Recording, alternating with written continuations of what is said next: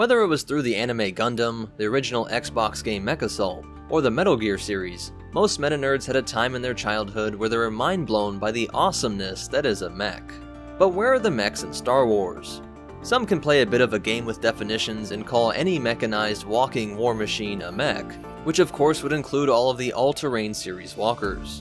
I kinda see their point here on the smaller ones like the AT-DP, DT, and ST, where there was a pilot sitting inside of a machine with legs, and sorts of arms in the sense of the weapons on the sides. This might be technically correct to call these mechs, but it isn't really what you think about when you think mech. If we look deep into the Legends comics, we can see even the SD-10 isn't a mech. It's human-shaped, but actually doesn't have an organic pilot. It's just another type of droid.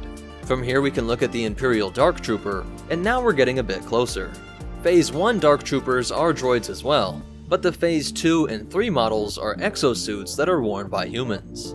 Although this is referred to as a bipedal tank, just like our Gundam or Metal Gear reference, to me this still falls short of a mech. There is a difference between an exosuit and a mech, the difference between Master Chief and him climbing into the Mantis. To find a true Star Wars mech, we have to look at the canon comics Obi-Wan and Anakin issues 4 and 5. On the icy world of Carnelian 4, our Jedi pair are caught up in the middle of a civil war. The people of Carnelian are interestingly considered primitive residents, but have some of the most unique ships in Star Wars. They have these Da Vinci-like flying machines, colorful war dirigibles, and if we look closely, we can see the first image of a true mech in Star Wars. As we move closer, we can see the inactive height would be around 4.5 meters or 15 feet, making it about half the height of the AT-ST. By activating a control panel near the cockpit, the mech springs to life, doubling its height to roughly the same size as the Empire's Scout Walker. All I know is that Kuat Drive Yards is lucky Palpatine hasn't seen this thing, because its battlefield presence dwarfs all of the two-legged Imperial walkers. Let's start by looking at those enormous miniguns that this mech calls arms. These 8 barrels also stand out in the Star Wars universe for being one of the few vehicle-mounted weapons that fire bullets instead of plasma. Some other primitive people like Tusken Raiders also use solid projectiles instead of the blaster rifle.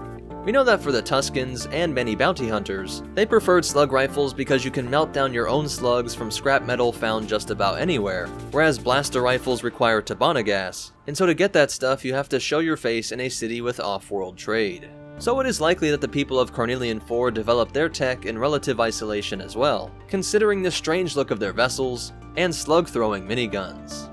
This mech also has what appear to be a pair of chin-mounted guns, and what look like some sort of artillery mounted above the cockpit. We can't know for sure, but it would make sense for these to fire small explosive rounds like found in many APCs and IFVs from our world. I'm thinking something along the lines of the M242 Bushmaster, which can fire high explosive rounds, and it would be nice to have some anti-air rounds, stuff like the type fired out of variants of the European Boxer. I think that's a pretty reasonable weapon to have, considering that these are a people that love slow-moving war aircraft so much that they produced the coveted Double Zeppelin. Keep in mind those miniguns are longer than a Wookiee, and those belts of ammo are large enough to give this thing a full day of fighting. But what I think is one of the most important parts of this mech's design is its stability. The AT-ST, despite being a Scout Walker, deserves its nickname the Chicken Walker for having such tiny and frail legs. Logs will easily send this thing to the ground, and it's even susceptible to just being knocked over, given its high center of gravity. Compare this to the Carnelian mech, which has a wide stance, toes pointed out, not straight forward, and its hip and knee joints allow it to sink into its stance. All of this while just having an overall greater distribution of weight. We don't get to see its interior, but it has some sort of augmented reality targeting system, and other cool details include these vents that somehow just match the antiquated look of this planet. I think it is an awesome addition to Star Wars vehicles, and the first proper mech we see in the galaxy. But what do you guys think? Do you like mechs being in Star Wars, or just leave them for other franchises? Definitely let me know what you guys think about it in the comments down below. If you want to connect with us on social media, or support the channel by getting a free trial of Audible, be sure to check out the links in the description. There you can also find links to all of the reference material used to make this video. Special shout out to our supporters over on Patreon, but most important of all, remember, always beware rolling logs, and the Force will be with you. Always.